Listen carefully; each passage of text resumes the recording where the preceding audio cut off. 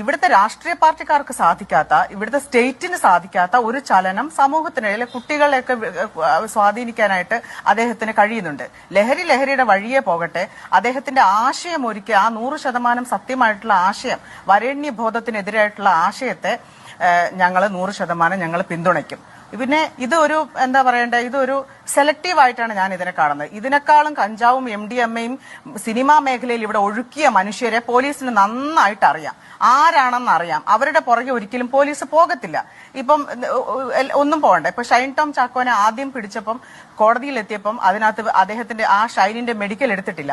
ഇതൊരു ഒരു മജിസ്ട്രേറ്റ് ആണ് പോയിട്ട് ഇതിന്റെ അളവെടുക്കേണ്ടത്. മജിസ്ട്രേറ്റ് പോയിട്ട് അളവെടുത്തിട്ടില്ല, ഒന്നും ചെയ്തിട്ടില്ല. ഷൈൻ ടോം ചാക്കോ ആദ്യത്തെ കേസിൽ സുഖമായിട്ട് രക്ഷപ്പെട്ടു പോവാണ്.